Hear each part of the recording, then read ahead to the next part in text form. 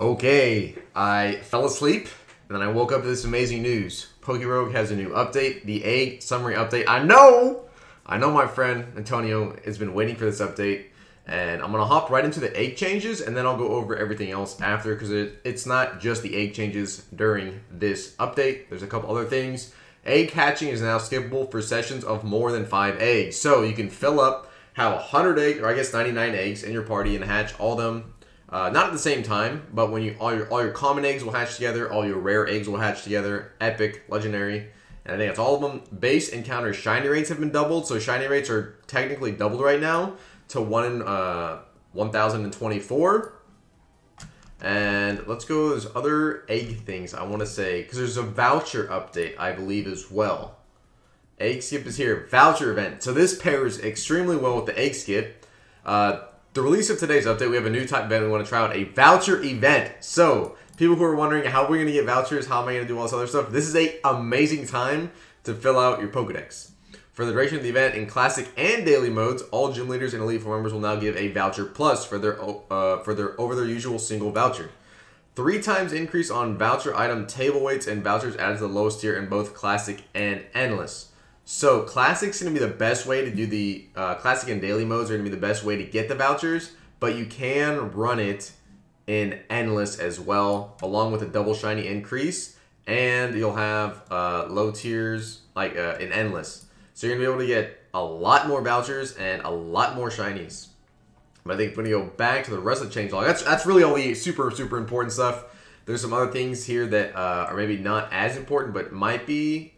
The same species egg shiny rates have been changed from 1 in 24 to 1 in 12. I think that refers to when you buy it with the candies.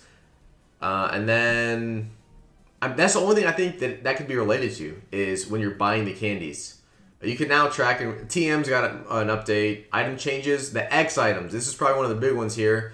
X items have been reworked. Their ability to stack and general power were too high to be put on top of existing stat boosts, and the end result should be worth taking for when you normally would take them. Their full list of effects are below. They don't stack anymore, and then their timer refreshes, so you can't have 2. So if you're on like your last 2 turns of a dire hit and you get another dire hit, it will not stack anymore, but you'll just get a dire hit timer refresh.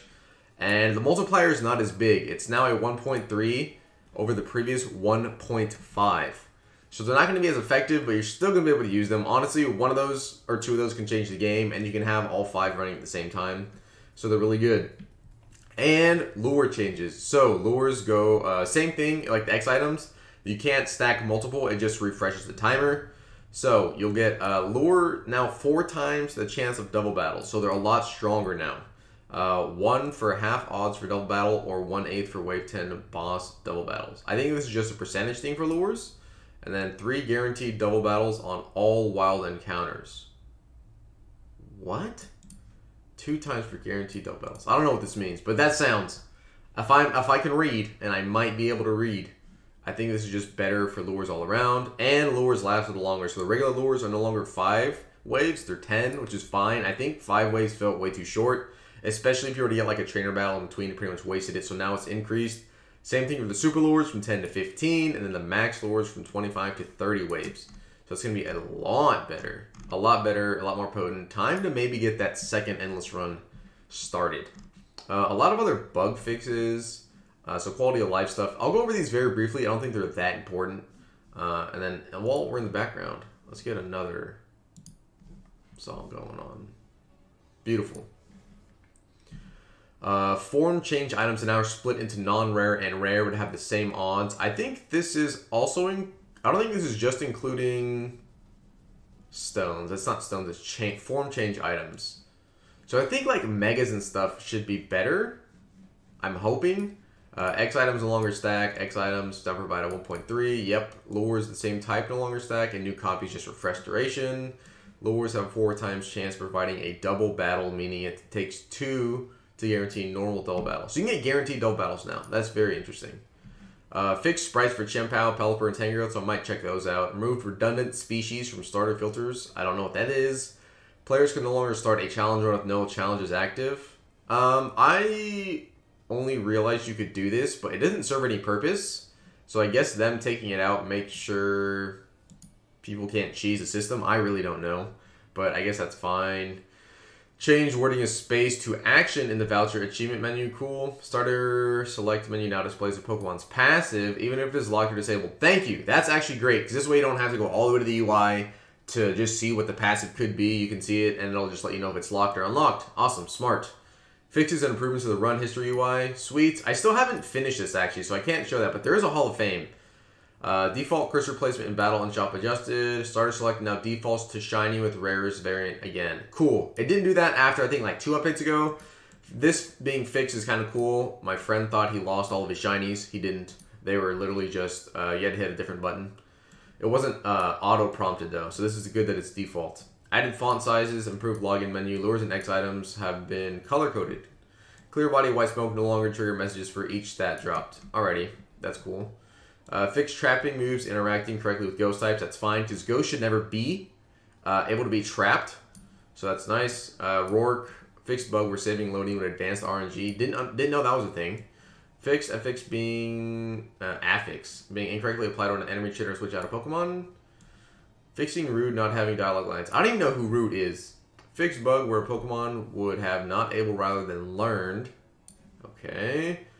Inconsistent stat boost when breaking boss shields. I didn't know that. Where Finn and Ivy dialogue was swapped. RNG not being properly reset upon saving and quitting. But I feel like that completely contradicts the other one. The other line that was talking about the resetting.